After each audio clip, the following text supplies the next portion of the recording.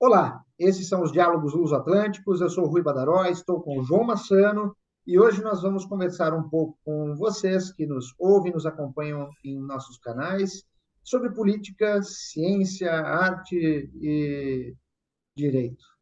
João, tudo bem contigo? Tudo bem, Rui? E por aí também? Diga-me, tudo, daqui tudo caminhando. Diga-me, João, como está a situação política em Portugal? Aliás, pergunto, como podemos enxergar a política em Portugal? Eu acho que neste momento estamos a ter aqui uma polémica curiosa, no mínimo, em Portugal, a propósito das medidas que foram anunciadas pelo governo português de combate à inflação. De facto, eu acho que estamos numa posição neste momento de questionar se a política deverá ser ou não um truque de ilusionismo ou um truque de magia, porque o que se discute neste momento, e se ouvirmos as intervenções políticas, ficamos verdadeiramente, diria eu, surpresos pela forma como as coisas estão a ser apresentadas. Não que não seja habitual o governo dizer que apresenta medidas fantásticas e a oposição dizer que as medidas não prestam, mas neste caso vamos mais além, ou seja, nós estamos numa situação em que o que se discute é se estas medidas são ilusionismo ou se são verdadeiramente reais, porque discute-se se o pacote que está a ser apresentado, que foi apresentado e que irá ser implementado, corresponde realmente àquilo que parece ser. Eu acho que neste momento a discussão é uma discussão que vai mais longe, vai mais fundo, porque nós estamos a falar da arte de governar um país. Será que a arte de governar um país se deve resumir a um exercício de comunicação? Será que os políticos têm que passar a ser especialistas só em marketing e em vender o que apregoam? É óbvio que a comunicação é fundamental, já falámos sobre isso, mas a questão para mim é mais grave, porque estamos a falar da vida de todos nós e, quanto a mim, deveria-se exigir aos políticos mais do que aquilo que se exige. Eu não posso aceitar que a política se resuma a uma estratégia de marketing e de parece ser. Não, a política tem que ser. Eu não posso parecer algo que não sou. E aqui o que nós estamos a discutir é o parecer, o ser. No fundo é uma discussão filosófica, porque ainda ontem um dos humoristas portugueses mais conhecidos, o Ricardo Araújo Pereira, teve um programa em que apresentava as medidas do governo como truques de ilusionismo. Porque a explicação que tem vindo a ser avançada por alguns comentadores políticos das medidas e tudo mais conduz à noção, ou pelo menos à impressão, que as coisas não parecem ser tão boas como parecem no princípio e à primeira vista. É como um truque que nos passa à frente e que nós não percebemos como é feito e parece fabuloso, mas depois vai saber e não é bem aquilo que parece. E, quanto a mim, há que exigir mais aos políticos. Os políticos têm que falar claro, têm que falar direto, têm que falar verdade, têm que dizer, mesmo que a medida seja má para nós, seja dura para nós, seja algo que conduza à austeridade, eu acho que temos que ouvir a verdade, temos que perceber o que é que se passa. Não podemos continuar a viver em algo que já falámos, que é a caverna do Platão, a alegoria da caverna, ou seja, nós estamos sempre, permanentemente, e agora cada vez de forma mais elaborada por causa das táticas de marketing que muitas vezes são usadas, perante reflexos numa parede e temos dificuldade em perceber o que é real. Eu pessoalmente queria saber estas medidas que foram apresentadas, queria que quer oposição, quer governo, e não sei se, não estou a dizer que são boas nem que são más, atenção, não estou a tomar posição em relação às medidas, mas gostava que numa altura de crise tão grave, que tanta gente passa por dificuldades, todos estamos a passar por dificuldades por causa da inflação galopante, eu gostava de saber, na realidade, o que é que está a ser feito. E não um truque de comunicação, quer de uma parte, quer da outra parte. E é isso que eu sinto. São truques de comunicação de um lado e do outro que não nos permitem ver a luz real do que se passa. E isto é que é a questão. Eu queria políticos que me dissessem a verdade. Ora, se a austeridade é por isto e por isto, Se não é austeridade, se a medida é realmente boa, queria que fosse explicado pelo governo e queria que a oposição dissesse sim, neste momento a realidade é esta ou aquela ou aquela outra, porque estamos numa crise gravíssima e não é razoável enganar as pessoas, quanto a mim. Não é aceitável. Desculpa, Rui. Diga, João, diga. Não, só ia dizer para concluir, não é aceitável que as pessoas não consigam ouvir a verdade. Porquê? Porque estão iludidas por um lado e por outro e não sabem quem é que fala a verdade, porque uns dizem que são as medidas fantásticas, os outros dizem que as medidas são péssimas, mas num momento de crise como o que vivemos, em que as pessoas estão a passar muito mal e com muito medo do futuro, era importante que a política fosse clara e transparente. Não é crível, João, não é aceitável você tratar a política, que, querendo ou não, representa a arte de governar, de forma não pueril, mas de forma superficial. Superficial no sentido de que você ilude o eleitor, ilude o governado e não apresenta a realidade dos fatos. Aliás, isso me fez lembrar rapidamente, né, um filme que eu vou comentar contigo agora, aquele filme denominado The Prestige, de 2006, com o Michael Caine, o Hugh Jackman e o Christian Bale, um elenco estelar, e logo no início do filme ele apresenta justamente o segredo da arte do ilusionismo. E me parece que da forma como você apresentou esse assunto, fica escancarado isso. A primeira etapa seria The Pledge, né?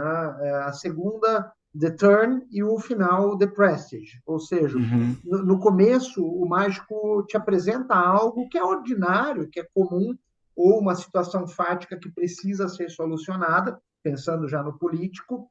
O segundo ato, né, que é a virada, The Turn, o mágico ele pega esse algo que é ordinário e apresenta uma solução mirabolante, extraordinária, fora do comum, e que todos ficam né, impressionados, achando que o mágico ou o político apresentaram uma solução inusitada.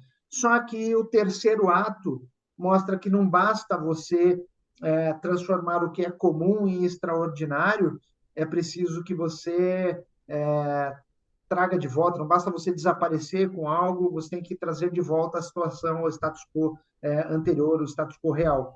E me parece que, ante esta situação que você nos apresentou, João, com relação à questão da inflação galopante em Portugal, e me parece não só em Portugal, em todos os países da Europa, e, aliás, vou além, em todo o mundo, me parece que a terceira etapa do ilusionismo é que não está a ocorrer. Ou seja, ninguém está trazendo de volta a situação ou o status quo real daquilo que foi apresentado como ordinário num primeiro momento.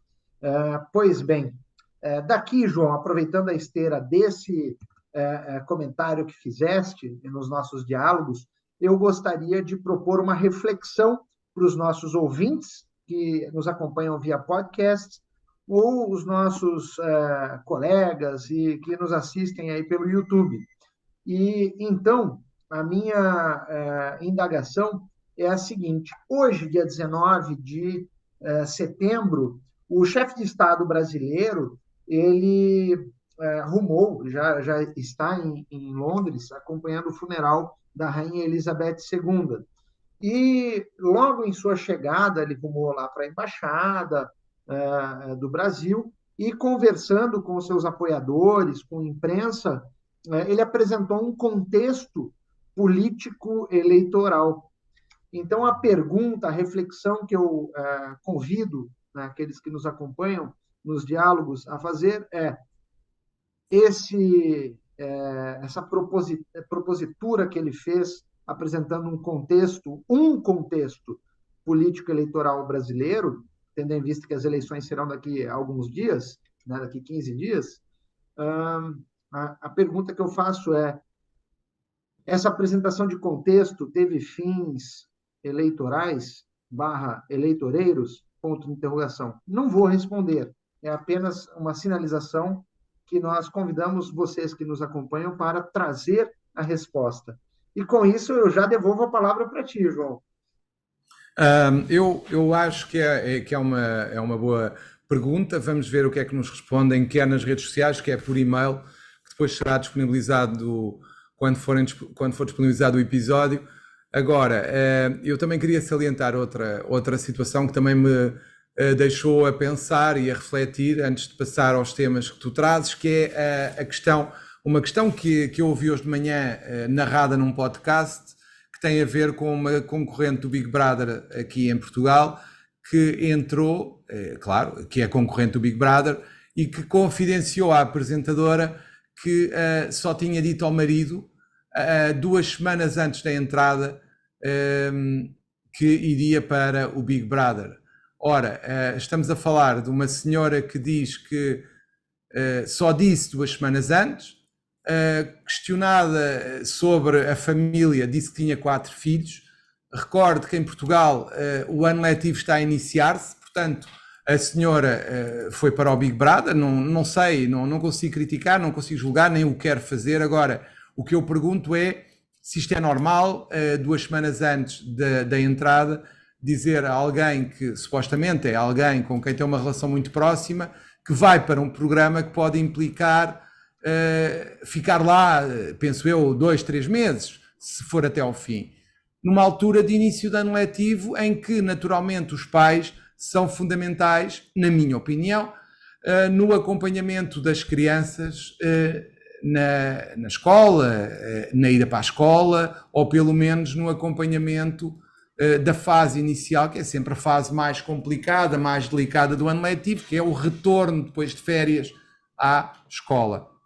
Será que esta sociedade que vivemos neste momento fará sentido desta maneira? Será que o que nós queremos é isto? É normal alguém sair para um programa com a exposição mediática que tem um Big Brother desta forma, como um anúncio de 2 semanas antes da entrada ao marido? Não sei, se calhar é normal, se calhar eu sou antiquado, mas é uma questão que eu também deixo para reflexão, e se quiserem partilhar também connosco antes de passar a palavra, Rui, também façam o favor de o fazer através das nossas redes e digam-nos o que acham sobre isto, porque para mim não acho que seja normal, não que se tenha que anunciar ao mundo que se vai entrar no Big Brother, mas pelo menos a quem vive connosco, se calhar era conveniente avisar com alguma antecedência. João, Não são sei o que tempos tu achas. estranhos.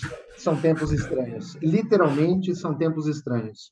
E aí, diante deste fato, confesso, estou estupefato, não imaginava tal possibilidade.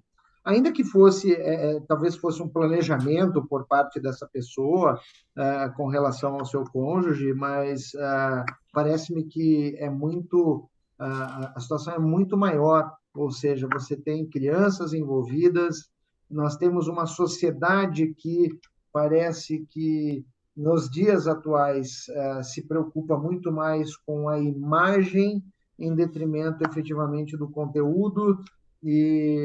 Pô, nós estamos a falar de 4 crianças com um ano letivo a se iniciar. Não se trata apenas de um tutor, mas sim a mãe ou o pai dessas crianças. Enfim, não vou julgar. Gostei da propositura de reflexão para os nossos ouvintes de podcast ou que nos acompanham no YouTube, enfim, é uma excelente reflexão. E daqui vou emendar, então, uma terceira reflexão, já que o nosso Diálogos Luso-Atlânticos de hoje é propositivo, no sentido de convidar os nossos ouvintes a refletirem sobre assuntos que apresentamos hoje. Deve ter visto, João, que recentemente um jogador de futebol brasileiro, o Vinícius Júnior, que joga no Real Madrid, acabou por ter sido interpelado por um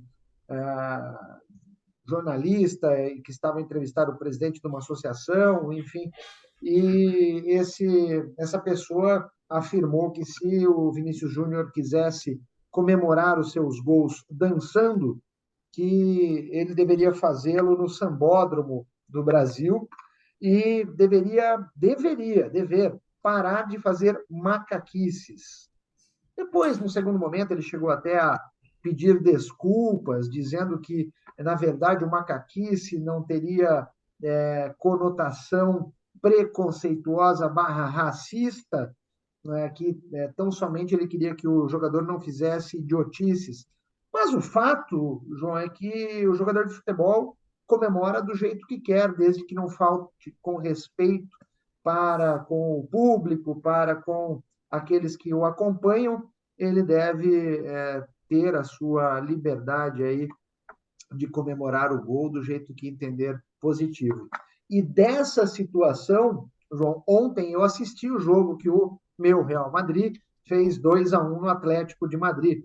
E na comemoração do jogador Rodrigo, que foi quem fez o gol, juntamente com o Vinícius Júnior, eles estavam dançando, e alguns torcedores do Atlético Madrid, do Atlético de Madrid, tal qual já haviam feito isso no ano passado, que levou uma série de punições no âmbito da UEFA, estenderam o braço, no melhor sentido aí, de cumprimento ao Führer, e isso causou-me não um susto, sim, num primeiro momento, mas num segundo momento, que situação abjeta, nojenta.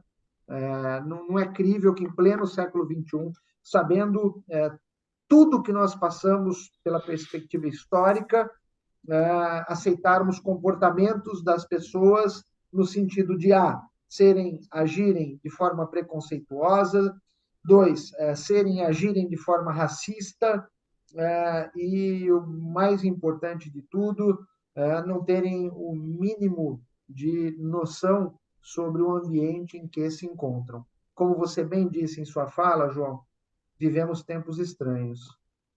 Deixa-me só acrescentar uma coisa, porque de facto nós em Portugal também tivemos um episódio relacionado com o futebol que revela a importância das pessoas que falam sobre o fenómeno. Ou seja, no caso que apontaste, há um jornalista que tem um discurso claramente discriminatório em relação ao Vinícius Júnior e que, em virtude desse discurso, provoca comportamentos em pessoas que têm o tal comportamento no jogo de ontem com a saudação nazi.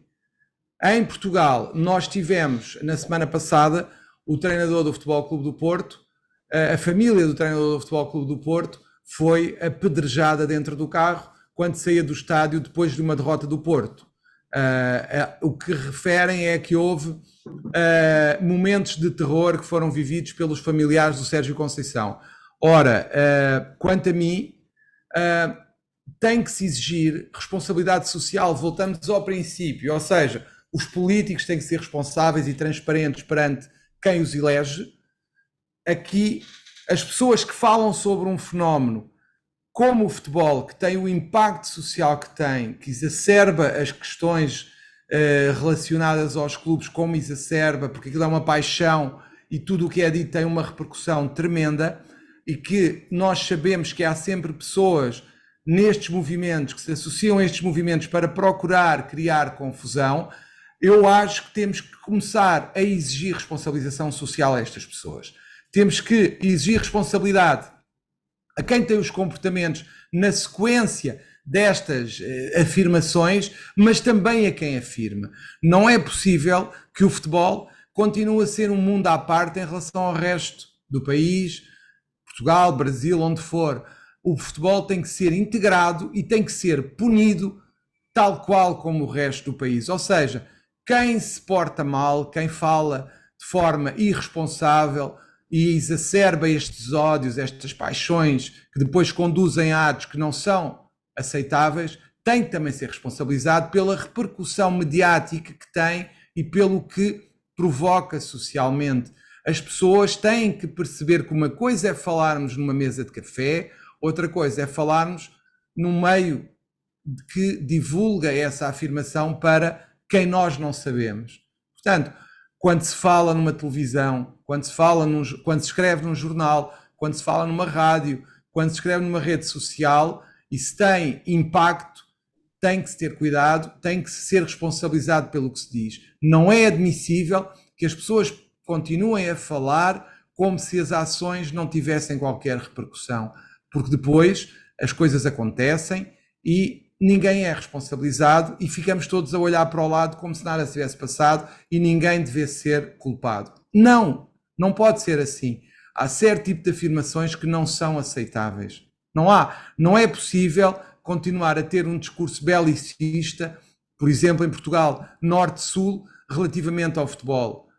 Isto tem que acabar, porque não é possível. Ou vamos esperar que haja, como aconteceu nos anos 90 em Inglaterra, os hooligans e outros que se aproveitaram do movimento de futebol para matar, para agredir, etc. Não é possível continuar à espera. Se tivesse acontecido alguma coisa grave com a família do Sérgio Conceição, por exemplo, se acontecesse alguma coisa à família do Vinícius, se fossem vítimas de atos racistas mais graves ainda do que aqueles que ele já sofreu, não há responsabilização de quem profere as afirmações. Não é admissível no Estado como aquele que nós queremos viver, que isto seja admissível. Isto não pode acontecer. E quem fala sem responsabilidade social tem que ser punido. Não é possível que isto continue a acontecer. Exatamente isso, João. Não é possível deixar isso acontecer e retornamos ao início dos diálogos. Responsabilidade social. Não é aceitável alguém poder proferir o que quiser, vociferar xingamentos, preconceitos, etc., perante uma mídia que tem alta repercussão e depois simplesmente fazer um pedido de desculpas numa rede social em que menos da metade acessa, enfim, é uma situação, no mínimo, deplorável. Claro. Deplorável. E com isso, creio, encerramos os nossos diálogos hoje, certo, João? Ok, Então, então certo. deixo para Por ti, hoje já está. deixo para ti o encerramento, então. Não, eu quero convidar-vos a responder às nossas perguntas e às questões que foram sendo colocadas aqui hoje. Queremos ouvir a vossa opinião sobre as reflexões que foram aqui feitas, o que é que acham sobre estas situações e esperamos no próximo programa, na próxima semana, debater as vossas reflexões. Até lá, então. Abraço, até logo. Tchau, Um tchau. abraço.